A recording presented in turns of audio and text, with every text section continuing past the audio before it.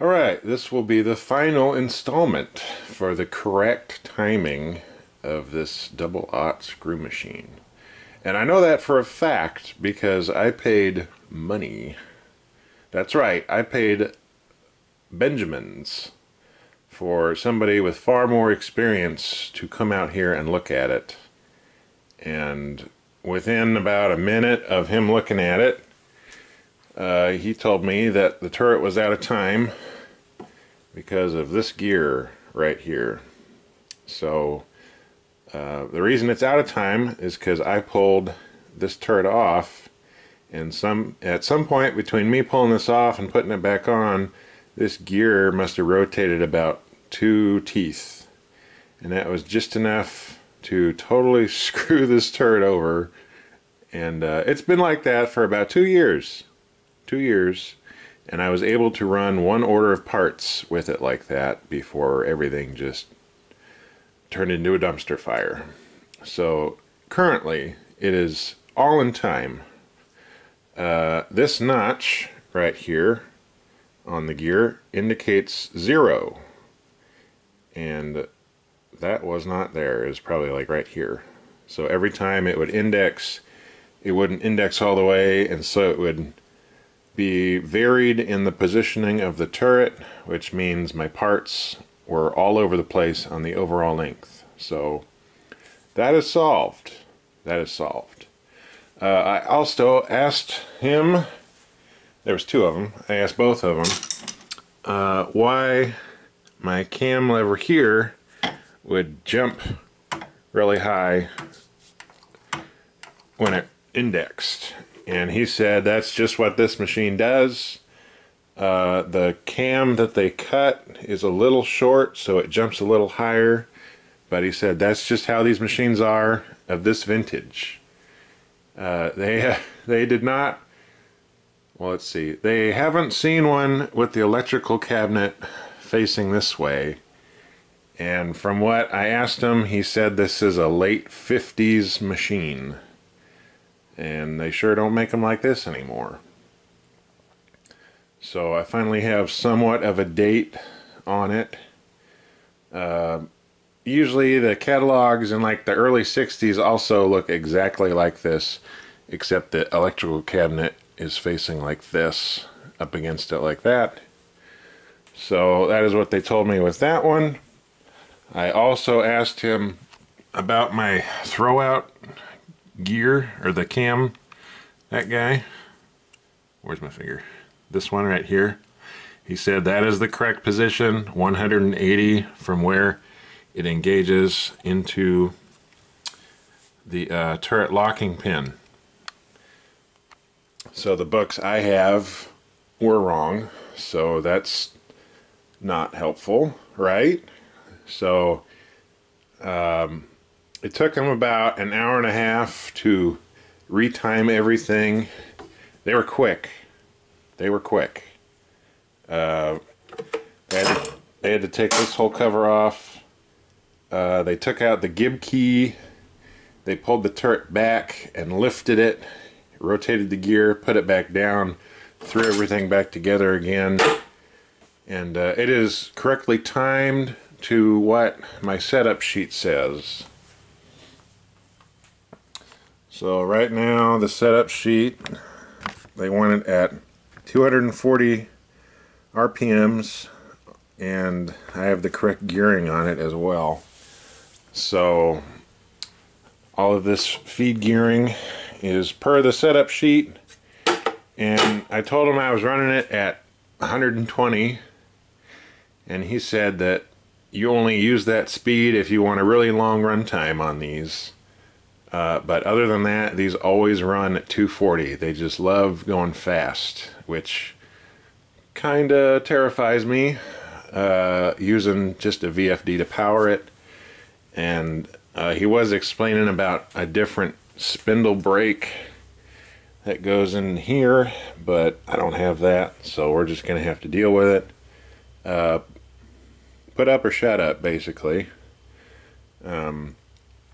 He also looked at my feed mechanism, because when I was running it at 120 RPMs, it was chattering quite a bit, and he said it is out of time. However, it does work. We will see if it can survive the 240 RPMs. If it keeps shearing bolts, then he said we were going to have to take off this whole electrical cabinet to get at it and rotate it back into position, which is like a full day's project. So I hope it won't break. So let's hope that it doesn't break. I asked about the pump. I have lost prime in my pump a few times. Once it was actually running and my coolant or my oil just stopped working. And so I lost prime in the pump. He said that there's two little balls in there that can sometimes get out around from getting beat up, and they get sticky. And then the other gentleman said that I could run it in reverse and it would self-prime the pump. However, I cannot run it in reverse without changing the settings in the VFD, because that's how I blew up my first one. So I think once I finish this current order, I have 700 pieces left to make. I'm thinking we're going to be taking this pump off and cleaning it real stinking good and replacing any worn parts in it.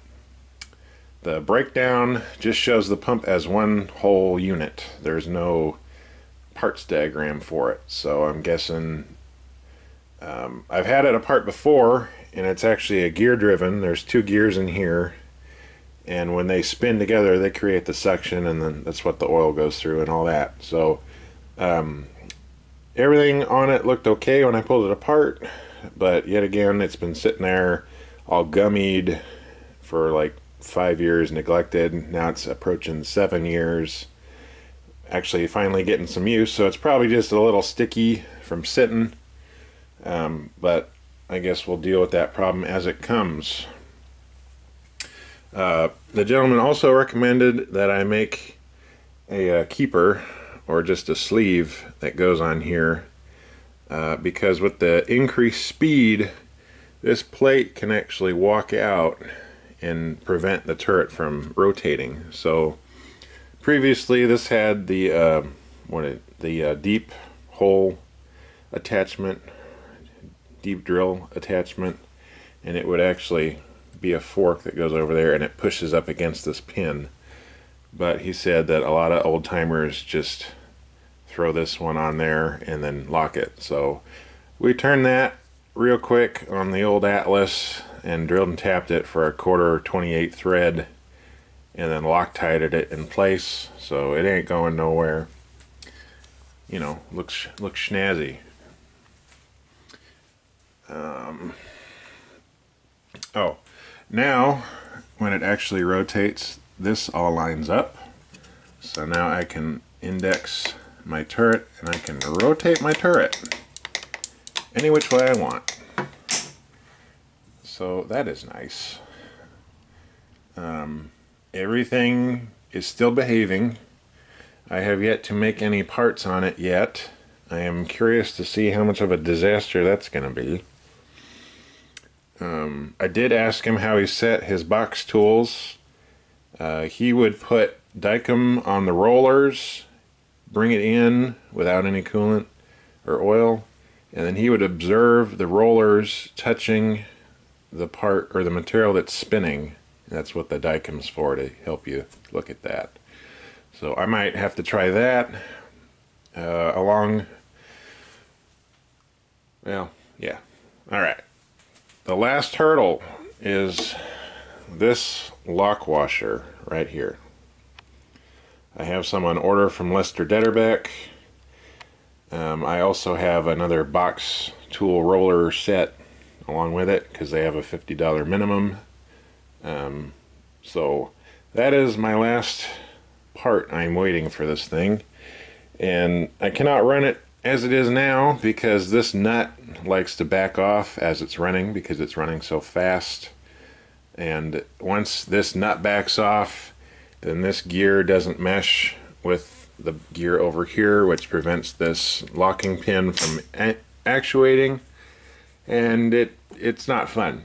So I was lucky when I was running it at 120 when it did it. It was able to slow down and stop in time.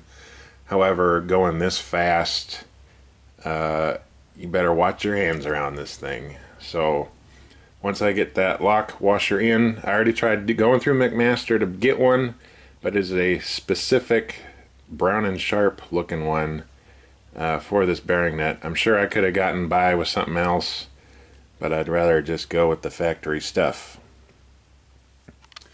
And I think that is all I got on this thing. I have been able to make like an order and a half.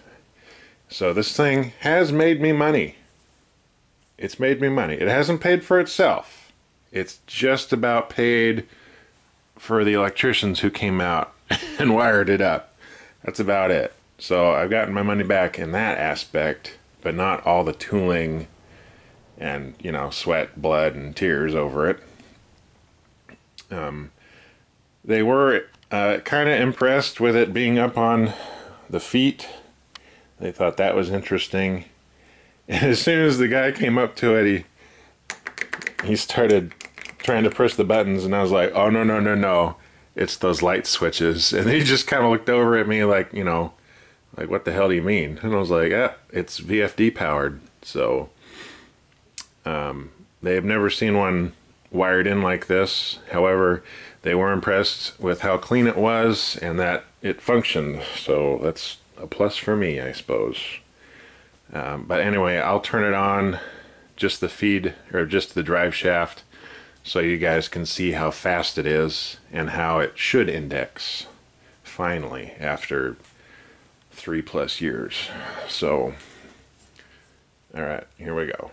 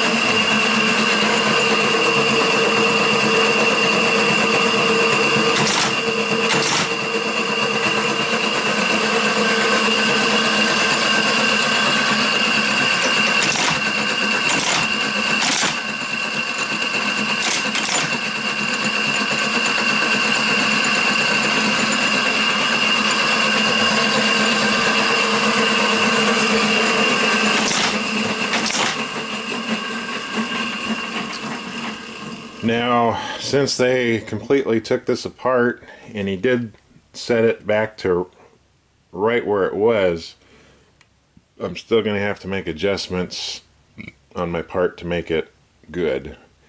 And as I was watching it, once it fed the stop out and it came back and indexed to the box tool and came forward, it might try to impact it again. So we're going to have to deal with that when we get there. Hopefully the part comes in this Friday and I can play with it over the weekend, and we'll get that going here. But just wanted to update you guys. I'm not, you know, not out of the woods yet, but we're getting there. And thank you guys for watching. Please comment or like, or, you know, whatever the heck you want to do. And we'll see you guys next time.